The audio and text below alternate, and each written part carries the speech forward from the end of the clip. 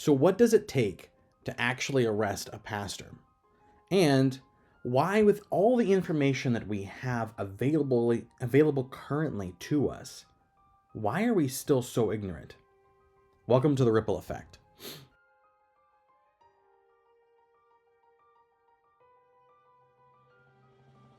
So first of all, a Canadian pastor was arrested after refusing a court-ordered apology for protesting drag queen events at public libraries. And I know, immediately you guys are going to tune out because you're going to say it's a Canadian pastor. Why do we care? Well, I'll tell you why we care, because every single time we see this happening anywhere else in the world, it always comes to America. It's always going to come here. And there's several things that we need to dive into on this in particular. First of all, one is pastor arrested.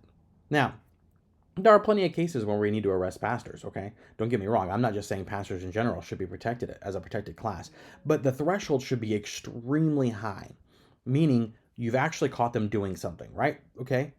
But what is this? I mean, usually there's a reason why pastors are getting arrested, okay? It's not just some trivial thing. And you say, okay, well, maybe there's a reason here. Obviously not. So let's go to the second thing. A court-ordered apology. A court-ordered apology.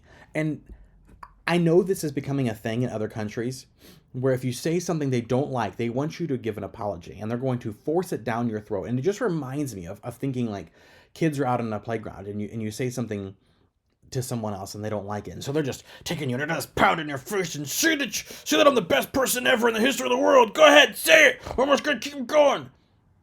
No matter if it's the truth or not, forcing someone to say something is the most contrary to nature thing that is possible. Free speech is what gives power to people. You take free speech away and they don't have power.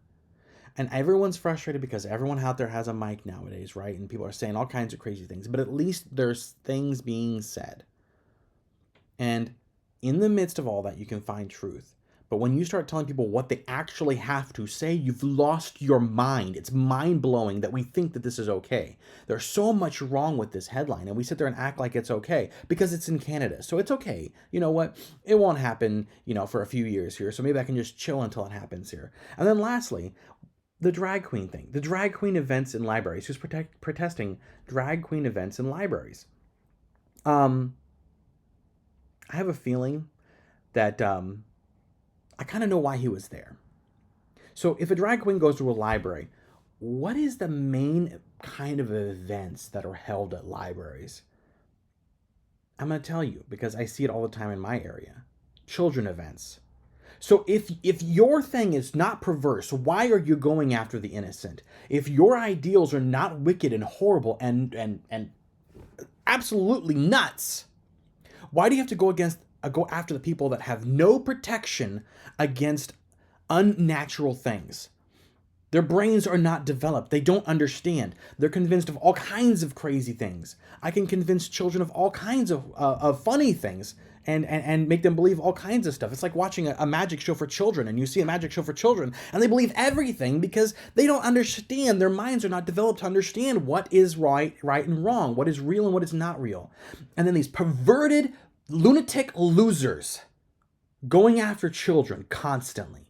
It tells you something.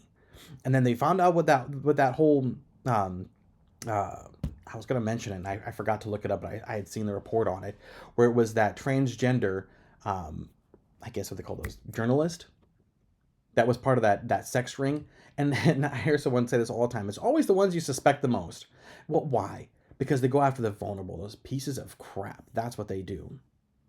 And then on the second part that I was saying about how are we so ignorant still? We're in a time where we have all of this information. You can literally tune into a show like mine, small, but at least I'm trying to give you the truth out there.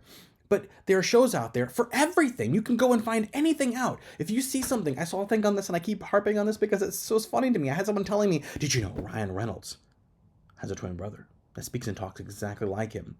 And the guy didn't realize that they had just pasted 2 videos of Ryan Reynolds talking to himself so that way it looked like he had a twin brother. It was so easy. Just look it up. We have AI tools. We have all kinds of stuff that we can use to find the truth. Why do we not know the truth? Why am I saying this? Because apparently only 23% of likely voters know that Charlie Kirks' assassin is a radical leftist. The rest think that he's a right-wing person. meaning that because that was the initial reports from all this trash bag media out there, because it was all the reports from all this trash bag media out there, people believed it. And it's so sad that when you hear something, you just hear it and you immediately believe it. And please, if you're in my audience, please don't do that. Even if I say something, look it up. It's not that hard. And again, there are certain things that are like, okay, that makes sense. That sounds right. Okay, whatever, right? But if it's anything that's possibly to be wrong, look it up. Something that matters and is incredibly important, look it up. It's not that hard. You have your phones on you all the time. People are walking down the streets and you almost run them over because they have their phones on them. How can we not look up simple things? And the worst part is it was debunked almost right away. It was debunked right away. It was coming out that this guy's dating a transgender person who's like a furry transgender weird thing going on. Not exactly a right-wing thing to do. And if you watched Charlie Kirk, you knew that wasn't a right-wing thing to do. And honestly, the other part of it that drives me nuts is it's getting so irritating.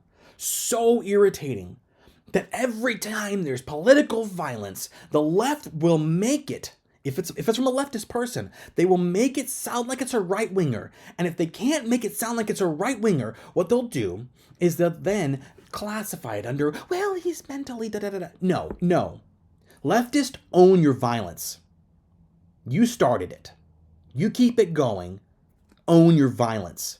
This is on you. Stop trying to blame it on the right. Stop trying to spin this.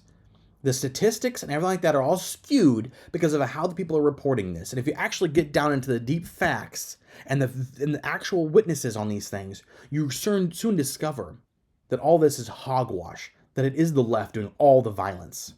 All of it. Like a very, very small portion of people from the right.